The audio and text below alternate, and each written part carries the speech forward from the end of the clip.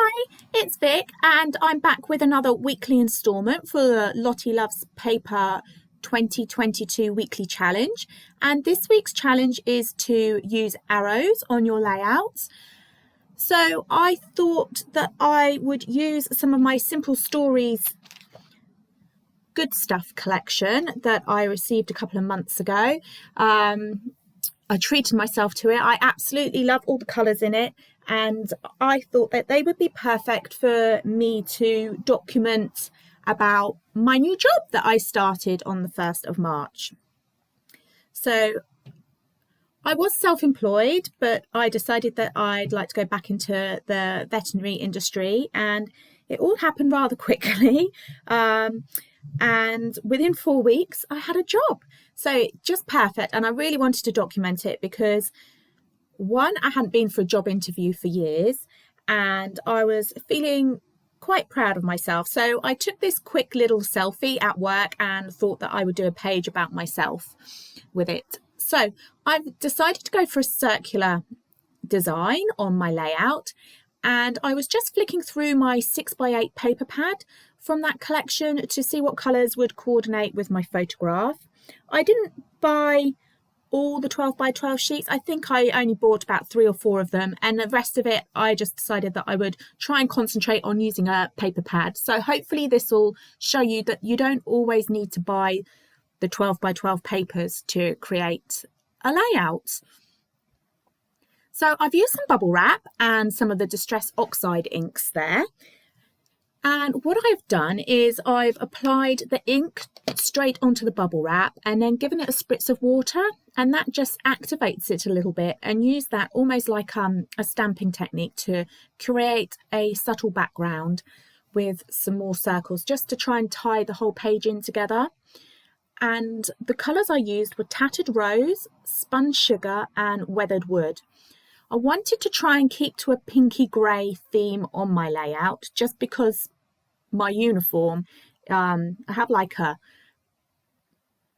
maroon kind of scrub top and then a grey jacket. So I thought that would go quite nicely with a pink and grey scheme. But as you can see, I decided it needed just a little bit more pop of colour to bring the page alive. So I've added a bit of mustard colour in as well. Now I've distressed around the edges of those circles and layered some of them up. I layered the photograph up just to draw your attention to the photo more, so it didn't get lost amongst all the busyness that's going to be on this page, and also the ones with the floral paper, and just stuck those together with a staple in the centre. Now some of them have been stuck flat onto my page and others have been stuck using some sticky back foam just to add some dimension. And then I've pulled out some stamps. Now I'm really sorry, I don't know what the stamp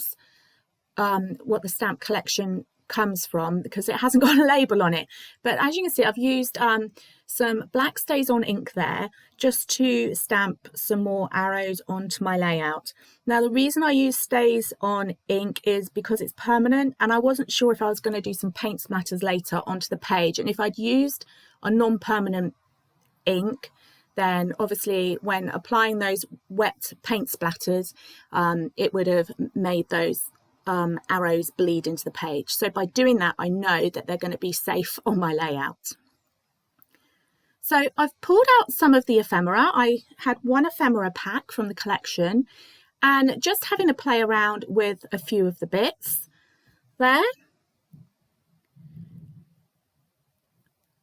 And just having a fiddle around, building up detail and layers on top of those circles.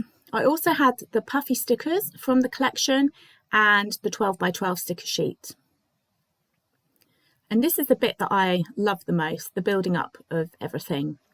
So I've stuck that details onto that pinky circle there. I don't know if you can see, it's actually got lines on anyway. So I'm going to use that for putting my journaling onto my layout, and I'm also adding some more sticker arrows on as well, just to fulfill the brief of the Lottie Loves Paper Challenge. So I decided that my inked background that I applied at the beginning was getting a little bit lost. So I've just gone around some of those areas and doodled very loosely with a black journaling pen. I didn't want it to be precise just because the arrows and everything were all swirly and that, so it really didn't matter at all, rather than getting a perfect circle shape. And I'm adding in now a few little floral pieces of ephemera and stickers onto the page, just to try and fill in the gaps a little bit between some of those circles.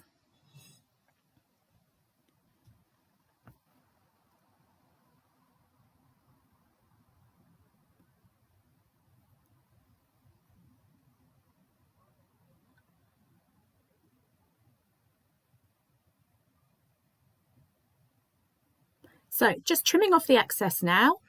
That's something I always do at the end of my layout. And I've got the circles just hanging off the edge of the page just to help draw your eye from one side to the other. And now adding my journaling onto that lined circle that I spoke about earlier.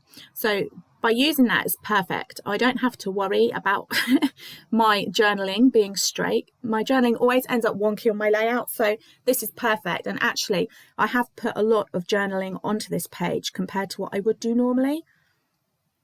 But I just wanted to document about me closing down my business and getting a new job, because it was a great big huge step for me and really important. So adding a few more details now to the page, again with that stamp collection, so some more circles just to fill in the gap a little bit more. I felt it was a little bit too much white space, so filling it in with some black stamped circles, and also then using another Distress Oxide colour, Mustard Seed, to add some more little stamped bits on.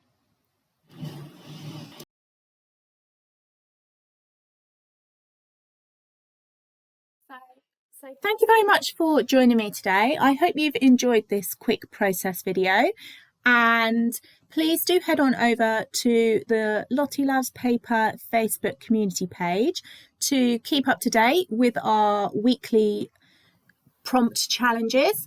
We'd love to see you there and your take on them. Please do share them with us as well on social media. So this has been Vic for Lottie Loves Paper. You can find me on @ForeverScrapping, and I'll leave you to watch the finishing details. Thanks so much for joining me today. Bye.